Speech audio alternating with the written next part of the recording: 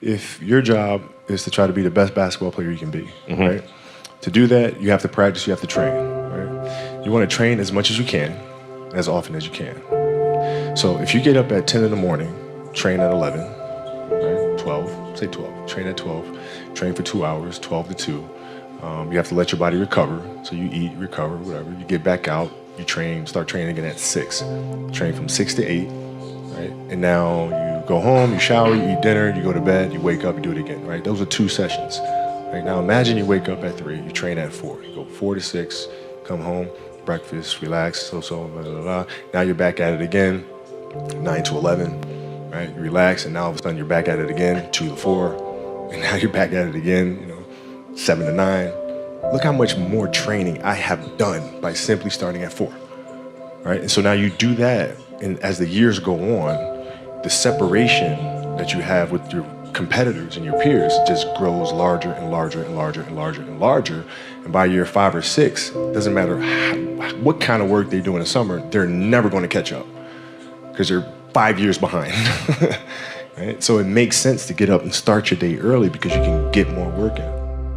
I didn't feel good about myself if I wasn't doing everything I could to be the best version of myself. If I felt like I left anything on the table, it would eat away at me. I wouldn't be able to look myself in the mirror. Right? So the reason why I can retire now and be completely comfortable about it because I know that I've done everything I could to be the best basketball player I could be. And so that's where it comes from for me. You can't leave any stone unturned. Trivial things weren't going to pull my attention. It had to be things weren't going to pull my attention. It had to be things that I had a purpose. I wanted to be one of the best basketball players to ever play. And anything else that was outside of that lane, I didn't have time for. At what age did that goal become crystal clear? I made that deal with myself at 13 years old. At 13 years old? 13 years old. That's the deal I made. You were crystal clear about it? Crystal clear. And where did inspiration come from? The love of the game. The love of the game, the challenge. Like I would watch Magic play, I'd watch Michael play, and I would see them do these unbelievable things, and I'd say, can I get to that level? I don't know, but let's find out. If I could work that hard every day,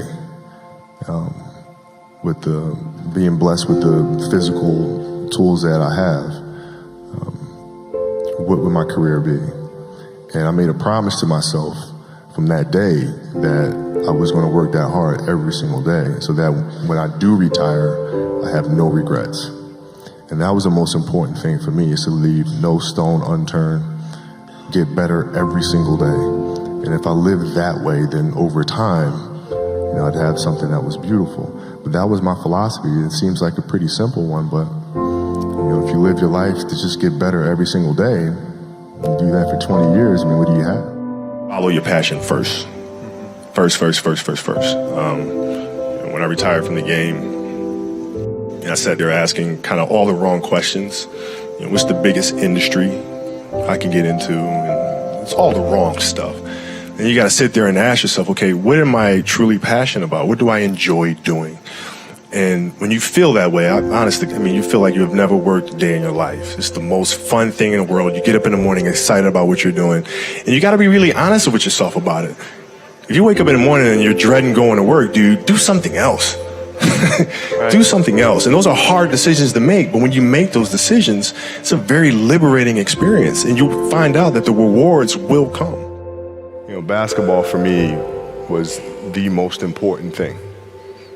So everything I saw, whether it was TV shows, whether it was books I read, people I talked to, everything was done to try to learn how to become a better basketball player.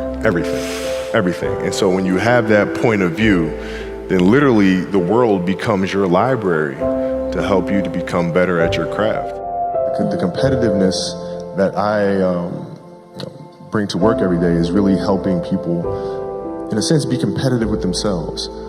Right? If you're animating something, or you're writing a screenplay, or you're composing a piece of music, is that the best you can do? Right? Don't ask me. Don't say, okay, do you approve? Don't ask me. I'm not the musician. I'm not the composer. Right? So the competitiveness is more from an individual perspective. Is this the best you can do? And if the answer is yes, then off we go. We talk about this often, and we always talk about the fact that you can learn a lot more from the failures than you can from the successes. And you have to figure out where those landmines are, and then how to best avoid those, or help entrepreneurs, and ourselves included, figure out the clues of where those landmines are. You know, not that you're going to avoid all of them, Right. but it's also when you do step on one, figuring out, okay, how do you recuperate? How do you balance back and pick yourself up? Dreams they should be pure. I think a lot of times when we're born into this world, we actually wind up going backwards. And it seems like the more we mature, the more responsible our dreams become. And the more governors we put on ourselves and our ability to dream and to reimagine. And it's always a fight for us parents and for you guys to make sure that your dreams always stay pure. And so it's not a matter of pushing beyond your limitations or expectations. It's really a matter of protecting your dreams, protecting your imagination. That's really the key. And when you do that, then the world just seems limitless. Passion came from the love for the game. I loved everything about it, like the smell of the ball. You love the smell of the ball? Yes, the ball. The smell of like brand new sneakers, like the sound the ball makes when it hits the ground. Yeah, the ball going through the net, like all those things I love. And so the passion comes from that, because once you have that love, you just want to be a part of this thing all the time. I think the best way to prove your value is to work, is to learn, is to absorb, to be a sponge. But you always want to outwork your potential. As hard as you believe you can work harder than that. If your practices aren't more competitive than the games themselves, you're doing the wrong thing. Mm-hmm. And most of these teams and coaches have gotten into a mindset of resting players. Mm-hmm. Oh, it's too much. We're not going to practice light day. Phil never gave us a light day. Mm-hmm. There's no days off. You show up and you work. You practice. Yeah. And practices are going to be worse. They're going to be more physical. There's going to be more trash talking, and I'm going to let you know, right? Yeah. If you didn't show up today, I'm going to let you know. Yeah. And it's going to be embarrassing, and you're going to hate it. But when Game 7 rolls around, the NBA Finals, you will be prepared. Rolled my ankle really, really bad. I came back, finished the series, but I couldn't touch a basketball until mid-September, which was driving me crazy because I couldn't train. Mm-hmm. But I looked at, this was like the 10th time I rolled my ankle in one season.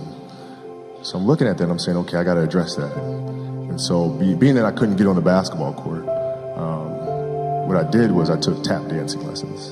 Okay. No kidding. I took tap. And tap was like the best training for me in the world because it strengthened my feet.